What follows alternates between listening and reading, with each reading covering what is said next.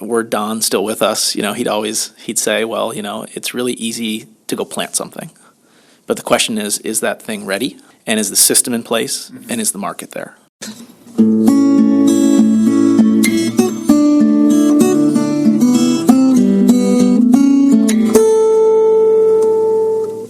Welcome to the 367th installment of Ear to the Ground, the Land Stewardship Project's podcast on family farming, regenerative agriculture, community food systems, and local democracy.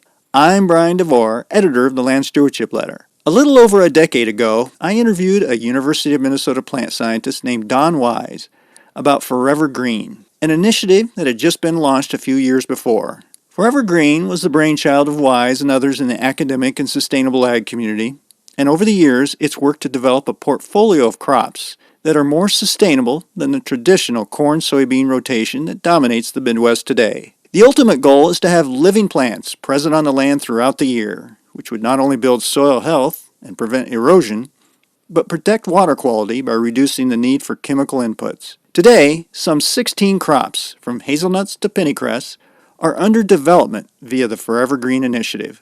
The Land Stewardship Project and several of our allies were backers of Forever Green from the beginning, and we have worked successfully to get the Minnesota legislature to provide funding for the initiative. It's hard to overstate how important it is that lawmakers have been willing to provide public funds to support agricultural research that's not tied to the traditional corn-soybean commodity system. It's exciting to see how far an initiative that dares to diversify the agricultural landscape has come in just over a dozen years. But, as Don repeatedly made clear whenever he had a chance, no matter how many breeding breakthroughs are made and alternative cropping systems developed, it does little good if they don't make practical and financial sense for farmers. If you want to change the landscape, give farmers an economic opportunity to change the landscape, he once told me. That's why Forever Green not only focuses on the science behind developing innovative crops and cropping systems, it also works on the commercialization, adoption, and scaling of continuous living cover crops in the region. If you know anything about Forever Green, it's probably because of Kernza. Kernza is a form of intermediate wheatgrass, a distant cousin of wheat, that was introduced to this country over a century ago as a forage crop. Over the years, groups like the Land Institute have been working with Forever Green to develop a line of Kernza that can produce both forage and grain in the upper Midwest without being replanted year after year. Farmers in the region have found that thus far, they can grow it for roughly 3 years without replanting it, making it the world's first commercially viable perennial grain. When Dr. Don Wise tragically died after suffering a fall in July 2024, we lost not only an innovative plant breeder, but someone who was a standard bearer for what the land grant mission is all about. That's using science to serve the land, communities, and most importantly, people. And that meant not just developing a new cropping system because it made sense scientifically or agronomically, but making sure it made sense for the farmers who were taking the risk of growing it. I've been thinking a lot about that last point lately. Ear to the Ground episodes 365 and 366 feature farmers who are growing Kernza on an experimental basis. As those interviews make clear, these farmers are very excited about the potential a perennial grain has for building soil health, diversifying agriculture, and protecting the environment. But, like many farmers I've talked to who are growing Kernza, finding consistent markets has been a challenge. Still, these farmers remain committed to giving this and other cutting-edge crops a chance. They feel the potential long-term payoff is worth the risk. After all, for many decades, soybeans were grown in this country as a forage before they became the commodity juggernaut they are today. In a sense, the lessons we've learned about the challenges and opportunities related to developing and marketing Kernza and making it an economically viable part of the food system could be applied to a lot of crops, both the new varieties that are being researched by Forever Green, as well as the more traditional grains and oilseeds that have been crowded out over the years by corn and soybeans. That's why I was glad to have the opportunity recently to talk to Colin Curriton and Catherine Chute. Colin is the Director of Commercialization, Adoption, and Scaling at Forever Green. Catherine is a Product and Market Specialist for the initiative. I was glad to hear that Forever Green had people like Colin and Catherine on board. It shows a commitment to the principles Don Wise felt needed to be foundational to the initiative. Given my recent conversations with farmers who are having a hard time selling their Kernza, it was particularly good to touch base with two people who think a lot about marketing and product development. In October, I went to the U of M's Borlaug Hall on the St. Paul campus to talk to Colin and Catherine about the challenges farmers and processors face when working with a new crop like Kernza, and the ways folks like them are working to take some of the risk out of pushing the envelope agronomically and economically. Colin started our discussion by providing a summary of the Forever Green initiative itself. Forever Green is an agricultural innovation platform that is rather unique in the country, if not the world. It's based here at the University of Minnesota in the Department of Agronomy and Plant Genetics, but extends into multiple other departments and outside the walls of this university. And as a platform, we focus on developing new perennial and winter annual crops and cropping systems, really as new tools for farmers and industry and society to address this major challenge we have of a highly agriculturally productive system, but that's productive for part of the year.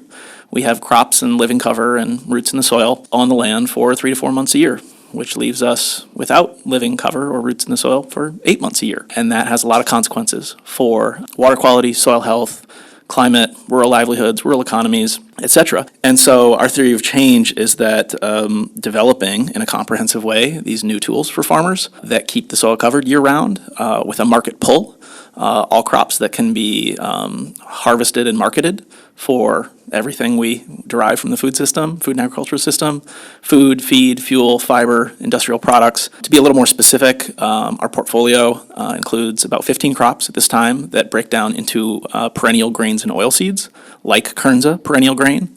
We are also developing perennial wheat, which is different than Kernza, perennial flax, perennial sunflower, new perennial oilseeds like Silphium or Silflower. We have a suite of winter annuals. We also call those cash cover crops. They're planted in the fall, harvested in the spring. Things you might have heard about like winter camelina and pennycress.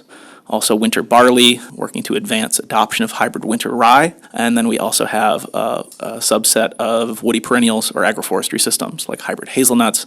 Some work on developing the market for things like elderberry. So we have multidisciplinary teams developing these crops and cropping systems. And Catherine and I work on our commercialization, adoption, and scaling team, which focuses on supporting and de-risking farmer adoption, and then also developing, in partnership with many people, value chains and markets for these crops. There's also a wing of Forever Green's work called the Forever Green Partnership that really focuses on community collaboration, policy advocacy at the state and now beyond levels. LSP is a part of that work, and that's been very important for solidifying and growing support from the state of Minnesota. I'm glad to hear that you folks are on staff doing what you're doing, because I remember talking to Dr. Don Wise when this was getting started, and one of the things that maybe set it apart from other initiatives to research alternative crops or third crops or whatever you want to call it was this focus on kind of the chicken and egg situation, where it doesn't do us any good to develop the best crop in the world if we don't have a market for it, and trying to bring those along at the same time a little bit. So I think that it's really good to see that is still a focus and it's being supported through staff and people actually being hired to do that kind of thing. So we're going to shift a little bit and focus on Kernza kind of as almost a case study on this idea of developing a crop, a third crop or an alternative crop or whatever you want to call it, and the idea that we've got to develop these profitable markets for it. And I was wondering if you could give us a general sense of, with Kernza, which is probably the thing that people are most familiar with out there right now because it has gotten some publicity, where are we at with the market for Kernza and what's it being used for, what can it be used for, that kind of thing? Yeah, where are we at with that? Well, my top headline on this topic would be that we've developed some very promising end uses and a lot of products that incorporate Kernza that you can find in Minnesota, that you can find nationally distributed, but that we still need more demand. And so we're actively recruiting businesses of all types that would like to give Kernza a go and learn from the first folks that have given it a try. But to dive into a little bit more detail, I can start through the value chain. So at the beginning, we have the seed producers. So we actually have 3 companies that are licensed to sell Kernza seed in Minnesota. There's, of course, more activity in other parts of the country, but we'll focus on Minnesota right now. So we have Albert Lee Seed, Minnesota Native Landscapes, and Arcola Farms, who can sell seed here in Minnesota. And then there are currently across the country 5 different distributors or suppliers of Kernza in a whole grain, flour, or flaked format. And 4 of those 5 distributors are here in the state of Minnesota. And then products are spanning across a huge range of different products. We've got successful uses in pasta, naan, pizza crust, crackers, pancake mix, beer, whiskey, sourdough bread. There are people who have figured out how to do a great product with all of those different types of food and beverage. So really exciting to see that success. And when you're out in the marketplace as a consumer, I encourage people to look around for products you can find. So at a nationally distributed level, there is a cereal from General Mills that's in Whole Foods, Kroger, and Giant. There's a number of beers on tap at breweries across the country in partnership with Patagonia Provisions, the company that's associated with Patagonia, the clothing company. And then there also is a line of pasta that Patagonia Provisions has released, and a canned beer through a partnership with Deschutes Brewery. And then also keep an eye out for Kodiak Cakes, which has a pancake mix, and then many, many local companies that are producing products in Minnesota and in other states across the country. And I think I want to be clear that there have been struggles this whole time. What Catherine mentioned is all true and very exciting. And at the same time, there have been a lot of challenges with Kernza that I think we can get into and learn a lot from. But really over the last 5 years, what really excites me and makes me proud about the work we've done together in partnership with farmers and rural communities in the state of Minnesota is that everything she mentioned basically didn't exist 5 years ago.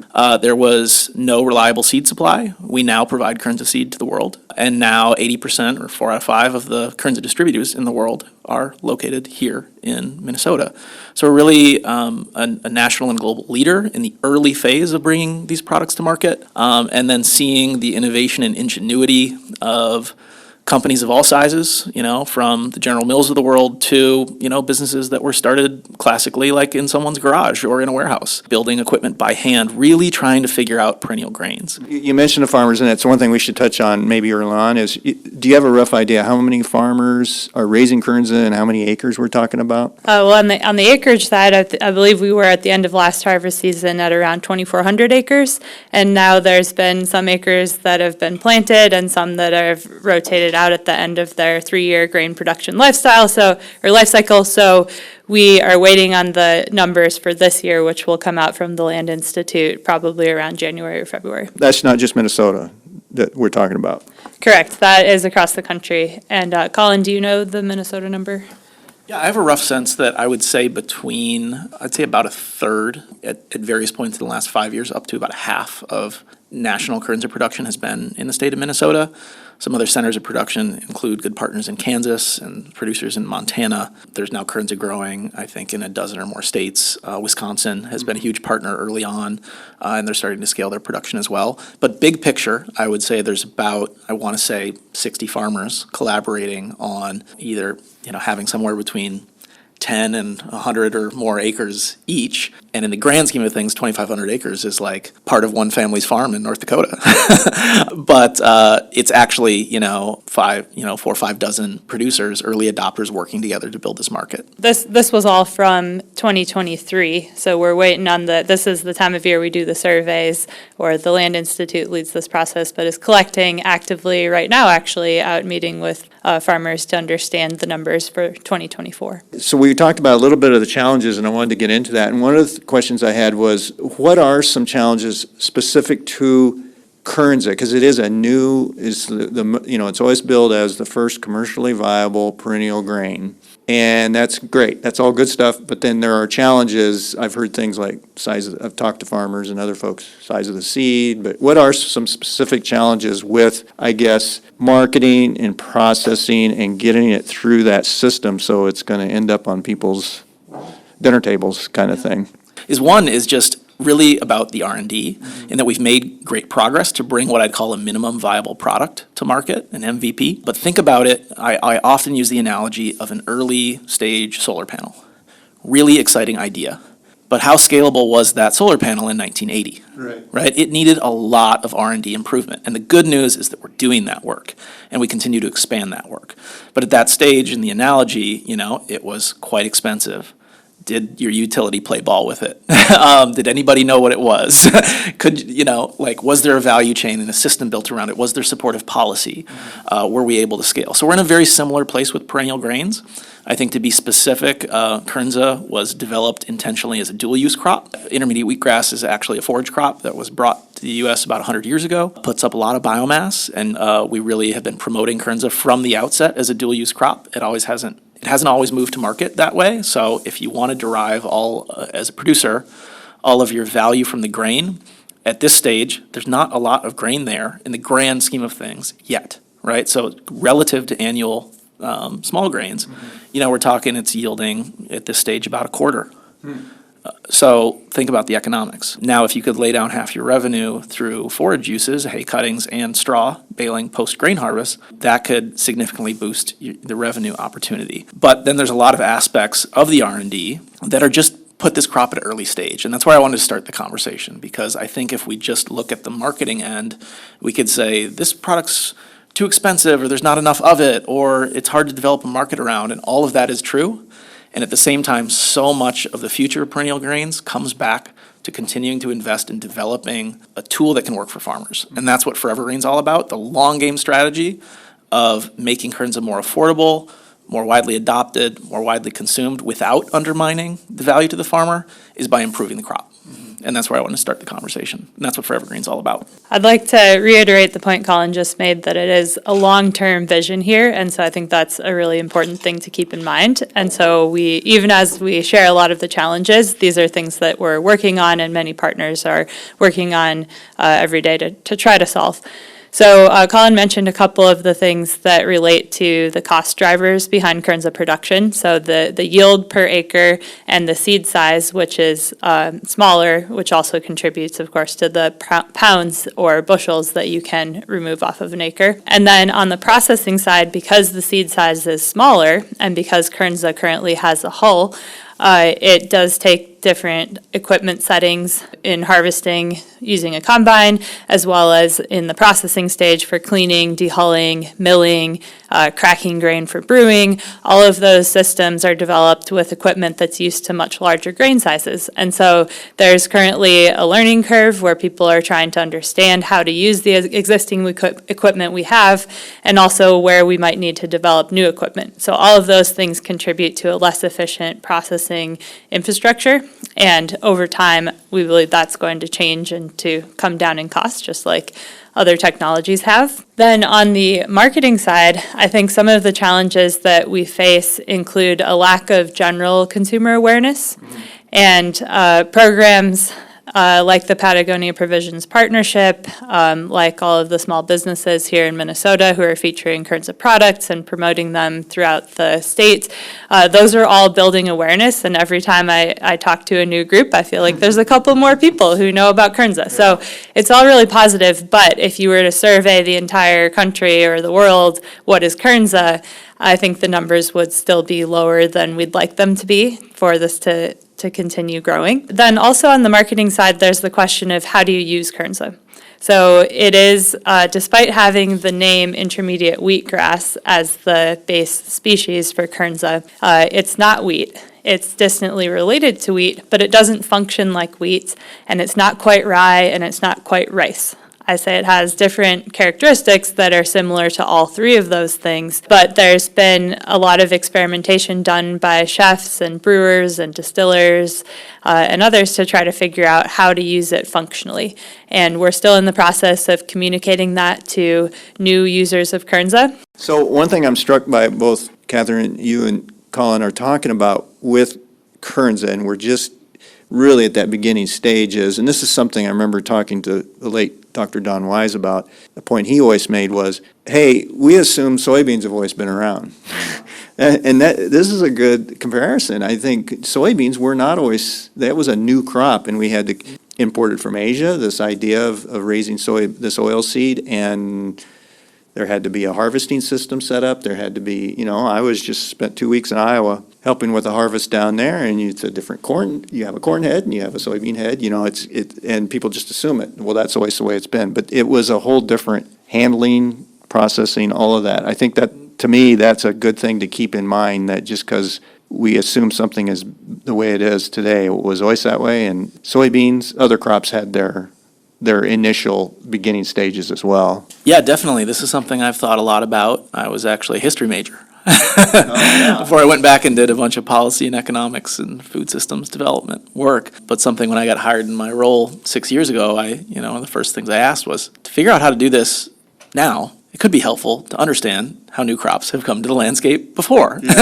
And I have kind of just a working kind of sketch or idea of how that happens. I think any major innovation or change in the agricultural system, it's pretty rare that it just happens by choice, because it's hard to do. You often see that there's some geopolitical shock that comes along that really makes society stop and say, we got to do something differently. And in that case, with the soybean example, it was World War II. And so our in the United States, supply of oils coming from Southeast Asia was cut off due to blockades and trade issues related to World War II, and there was concern at the federal level about the domestic protein supply. So there had been people running around in the U.S. for 50 years promoting what they called the magic bean. That was soybean, because soybean is not a new crop in Asia. It's been around for 1,000 years or more, but was brought to the United States to address this geopolitical challenge. And then the federal government started investing in soybean. And actually, at that time, the federal government, I'm pretty sure, put in place guaranteed federal contracts for soybean, because they needed to develop both the wartime effort and domestic protein supply and start to develop a domestic supply of oils for industrial and other uses. And actually, the first soybean crop that came to the U.S. was as a forage crop, was grown years before World War II as a forage crop. And I think the first soybean variety, Don Wise would always remind us, that came out of the University of Minnesota, you know how much it yielded? Something like 17 bushel. The point is, we've increased several fold the yield of that crop based on billions and billions of dollars of investment, right? And so we're on that similar technology development curve. Development of canola also started around that time of World War II and really culminated in the 1970s coming out of Canada. And so we have a couple examples, and I just, ask you and your listeners, like, what's the geopolitical shock of our time? It's probably climate and natural resource pressure, right? So that often opens a window in what are otherwise, there's concepts of like technological lock-in or path dependency in the food and agriculture system. There's a lot of risk, and the policy supports the market, supports the R&D, supports the policy, supports the market, and that system is pretty locked in, and there's a lot of risk to changing it. And every once in a while, because of that pressure, that comes from that macro level, it kind of opens windows for change. And there's always kind of solutions fighting for entry into the system. There's a whole body of work around this called multi-level perspective in academia, but really it's how do systems change? And specifically, how does the food and agriculture system change? So that's kind of a rough sketch of how this has happened before, but I've thought a lot about this, because we can't simply do whatever was done for soybean, because it's a different time. It's a different issue, it's a different economy, but some similar ideas can take shape in the kinds of solutions we might need. I'm kind of inspired by how this has happened historically. I would add, I don't know if I'd call this a geopolitical shock to the system, but it is a factor that's played into people being excited about something like Kernza and getting more perennial crops on the landscape, is here in Minnesota specifically the nitrate issue and water quality. And that's really tied in with Kernza, because I've been to field days where they've dug these soil pits with the Kernza and seen the roots go down several feet, and that's some of the great research that's come out of the U, is showing how much it can soak up that nitrate. So that's another kind of on a smaller scale, something that we're really dealing with, that this may help really spark that interest in a crop like this. In the areas of Kernza's environmental benefits, where we have the best research is in water quality. And because of this deep, dense root system, if you haven't seen it, listeners, you can Google Kernza perennial grain deep roots, and a picture will come up showing an annual wheat plant, extending down a couple, maybe 2-3 feet, and a Kernza root system that's fibrous, wide, dense, and stretches about 10 feet down.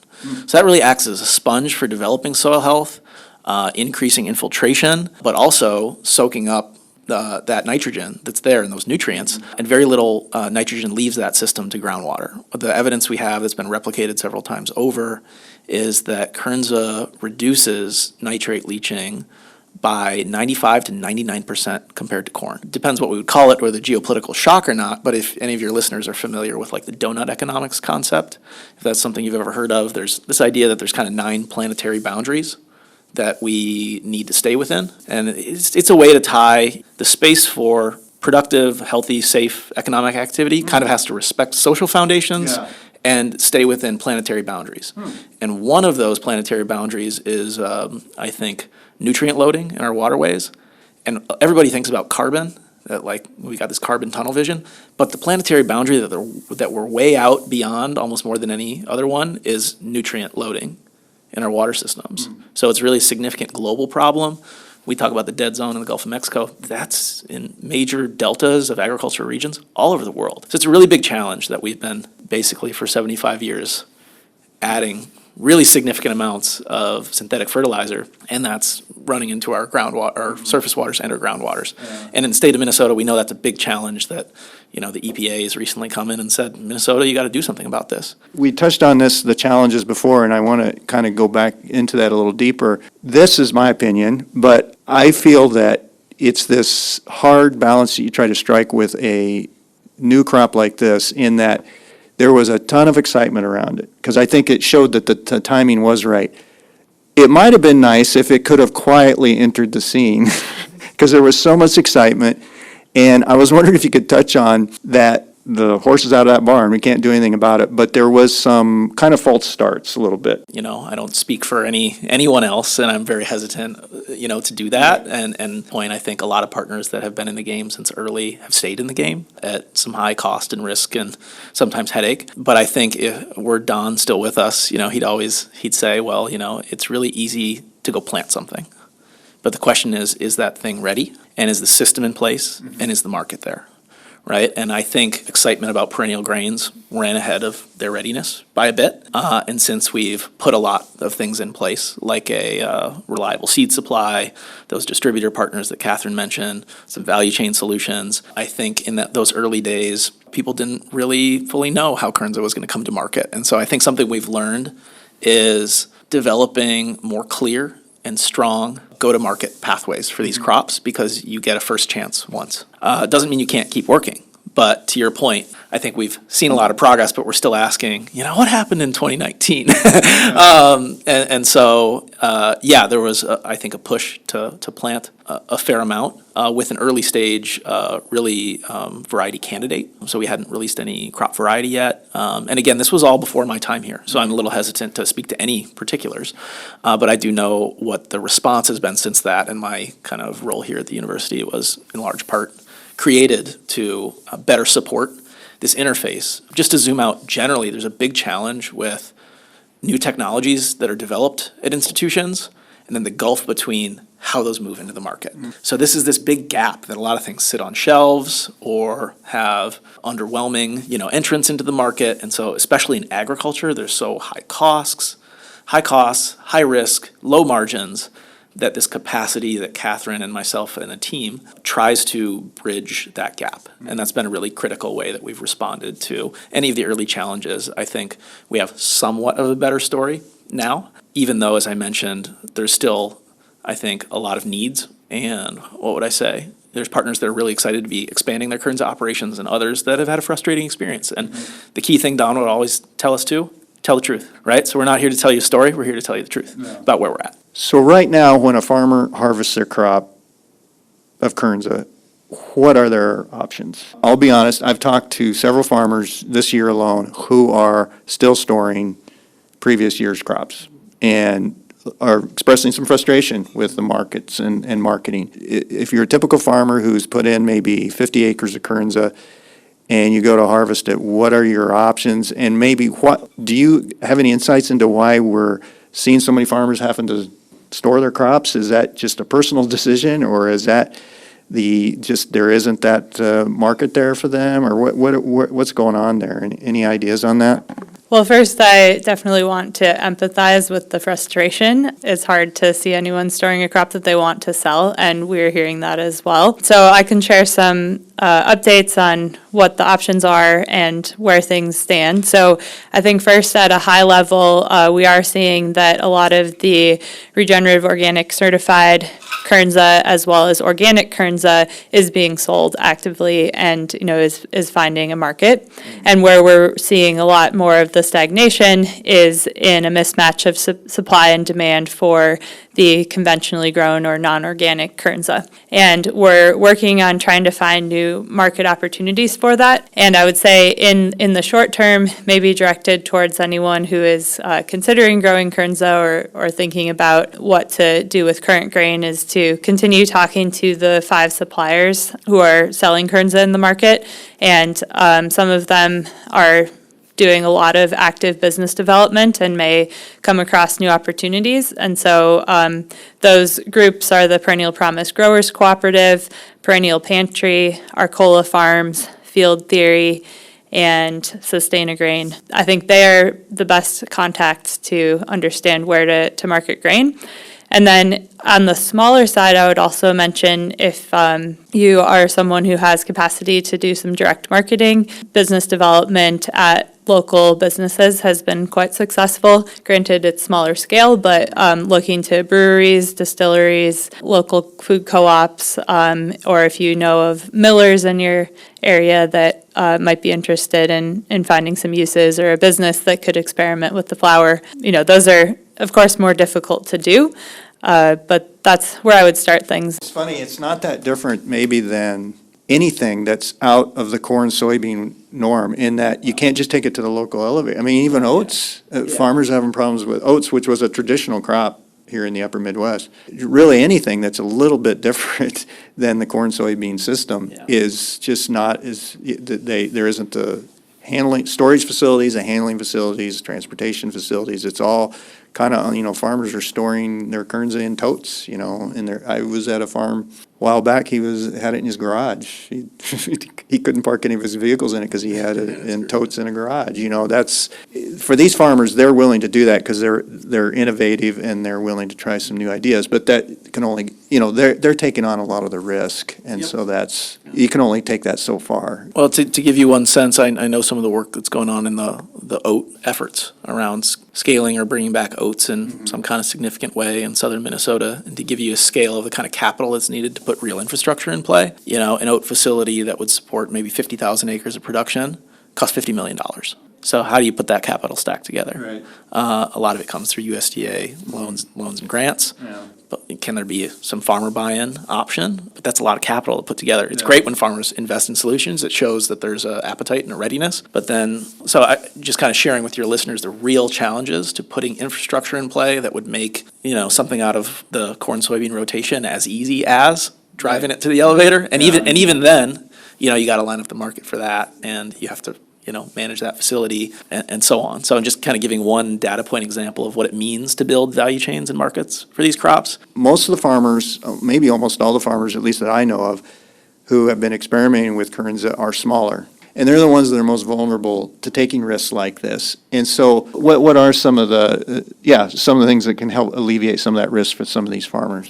Sure. I'll talk about more on the farmer side, and then there's also some support in place to develop value chains and markets. Okay. Which farmers are directly benefiting from and indirectly by building those markets. But I'll just share on the grower side. One of the first things when Kernza became ready to move out to the world, funding that comes from MDA to Forever Green Crops. MDA and Forever Green said, we got to break off a part of this money. MDA, Sorry, that's the Minnesota Department of Agriculture. Wisely said, we should break off some of this money and think about implementation, meaning farmer adoption. How are we going to support that? That was about 5 years ago, and that led to the development of the ECO program, spelled EECO. Stands for Economic and Environmental Clusters of Opportunity. Oh, You need an acronym, right? And the quick sketch is that this funding through the Minnesota Department of Agriculture comes to the University of Minnesota, and the ECO program is structured by offering 2 types of financial assistance coupled with technical assistance. And that financial assistance comes in the form of an ecosystem service payment, an environmental benefit payment.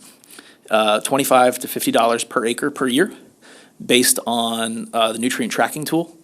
We actually map, where that Kernza is going in the ground and what the potential nitrate leaching reduction would be and get a per acre payment. We also built in risk management. This is a really important part. In talking to farmers, we said, hey, what kind of support do you need to adopt this? And they're like, well, those $10 an acre cover crop payments are nice, but they don't really foot the bill, right? What if this doesn't work out? Who pays? And I was like, well, let's see what we can do. So we essentially designed a kind of pilot partial crop insurance, not in partnership with RMA. I'm hesitant to call it crop insurance, but it's risk management. So in the event of market or agronomic failure, we will share up to 50% of the cost of production, which for Kernza works out to about $175 an acre, right? So there's a practice standard. If you plant in November and it doesn't establish, well, we're not getting a payment.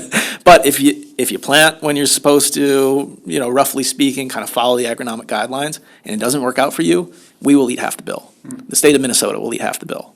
That is quite a unique program for farmers. We also have a full-time agronomist, Matt Levitt, who works with Kernza farmers, provides that in-field and remote technical support. And that program also provides seed and grain testing to help farmers get their grain to market. There's additional state and federal programs now in place for Kernza. Our state NRCS office has been very supportive through conservation crop rotation, and at the federal level in the CSP, there's a CSP enhancement, 328.0, that also pays, I think, about $150 per acre for a 3-year enrollment. Yeah, but where are we at with the developing market side to help deal with some of these risks that the farmers are taking? The Minnesota Department of Agriculture also has a program called the Developing Markets for Continuous Living Cover Crops Grant. That is a very long acronym. Yeah, I don't want to hear that acronym. I don't think it even has an abbreviation. It's just Developing Markets for CLC Crops. Okay. But it's a great program that provides up to $45,000 in grant money per applicant. If selected, and it is to develop exactly what it sounds like, the market and the infrastructure to get continuous living cover crops, which includes Kernza and all of the forever green crops that we're working on, to get those out into the market. And so it has a couple of rounds that have been awarded and at least one more that is still open. And so if anyone wants to apply for that to improve the processing infrastructure or has a marketing idea, it's a great opportunity. And we've definitely seen some grower cooperatives use it, and we've also seen people who are not growers but are building things that indirectly benefit growers, as Colin mentioned at the outset. Just to round out this conversation, to give you a scale of how much has been invested in those programs, that ECO program has deployed about $250,000 in support directly to early adopter Kernza farmers for the environmental benefit of water quality they've generated for the public, and on the risk management side, about $250,000 thus far in technical assistance through staff capacity to be in the field when needed or be on the other end of a phone when needed. And the Developing Markets for CLC Crops program has deployed, I think, probably about $200,000 to Kernza businesses, including a farmer-owned and led cooperative, and helped bring a new processing facility online for one of our supply chain partners to get their new products to market. So add that up, and the state of Minnesota is sharing risk with farmers, providing that technical assistance, and supporting the market development. And I think it's great that we're taking a little time to detail that, because we might hear of, when there's a challenge, but we don't often talk enough about how the state of Minnesota has taken a really strong leadership role in putting some safety net and risk sharing in place until we can get to the kind of federal solutions. And that's been a really unique aspect of why I think Minnesota has been a leader in this work. And we touched on this a little bit through the interview, but what are some lessons we've learned? We kind of set this interview out by saying that Kernza is a little bit of a case study and can help maybe be a learning, something that we learn some lessons from to guide this portfolio of these 15 crops that Forever Green is working on.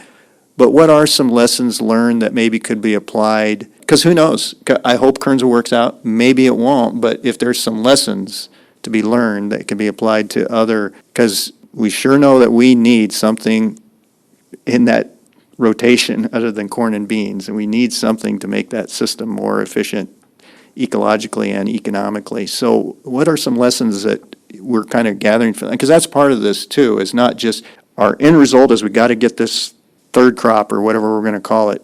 It's also what have we learned from this that can be applied to other systems, to other crops out there that we're maybe going to promote in the future or that we're promoting right now or working on right now. The one that comes to mind to me is to continue thinking about how to innovate across the value chain all at the same time. So having support for people who want to use a new ingredient and teaching them how to do it and making it as easy as possible, providing structures that enable demand at the same time as you're building supply, and really thinking through all of those systems and what's needed to build them in parallel is something that I think we can translate to other crops that will be launched in the future too. What do you think, Colin? Oh, I could probably opine on this question for an hour, but I'll save your ears. But a few. One is I have thought more recently about better equipping and resourcing and de-risking those early stage entrepreneurs that galvanize around a new opportunity. I think we often look to the market at large to solve our biggest problems, but if you look at other segments of how innovation happens, we didn't run with that early stage solar panel, or if we did, to like ExxonMobil and say, aren't you excited? It's energy, right? Or the first electric car, or the first digital camera to Kodak, or what happens. Like, change happens over time, but there's an innovation process. And that early stage is often led by the more risk-tolerant entrepreneurs that take a new solution to market, work out the bugs, prove that it's possible, scale it up a little bit. And those entrepreneurs could be farmers operating a co-op, or they could be value chain entrepreneurs. Mm-hmm. And I've thought more about how we could orient better to those actors and support them. I think they play a critical role in innovation, but they have a high failure rate, or they struggle a lot. They might not have the capital that they need, or the expertise or the co-founding team support to really drive that. They might have a lot of passion, but maybe not necessarily the right toolkit. And so I'm kind of thinking a lot about and incubating strategies in that space we could talk about another time. Another is going back to Forever Green's core theory of change. If Kernza yielded 5 times as much, those challenges would be a lot less, right? It would support farmers' livelihoods to the same degree, but be a lower cost product to move into the market. Right now, it's a very premium niche thing. And so this core role of the R&D effort pushing all this forward, we don't think about that a lot as a society, developing new crops or improving crops. Mm-hmm. We could say, well, industry's not buying, or this price is too high, to the grower. And that's we're just fighting over the limited pie we got. Right. When what we need to do as a society, invest in new solutions for farmers and for industry that bring like a different value proposition to society. And that's what Forever Green's all about.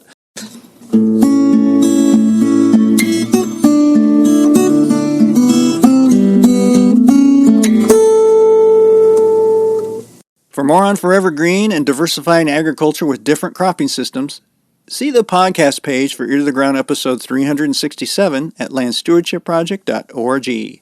If you have comments or suggestions about this podcast, contact Brian DeVore at bdevore@landstewardshipproject.org, or you can call 612-816-9342. By the way, it helps us greatly if you can give Ear to the Ground a rating on whatever podcast platform you utilize. And word of mouth is the best way to spread the news about our podcast. If you like what you hear, tell at least one person about LSP's Ear to the Ground. Thanks to Laura Borgendale, a Western Minnesota musician, for Ear to the Ground's theme music. And a special thank you to all of Land Stewardship Project's members who make initiatives such as this podcast possible. If you're not a member, visit landstewardshipproject.org to learn how you can support LSP. Thanks for listening.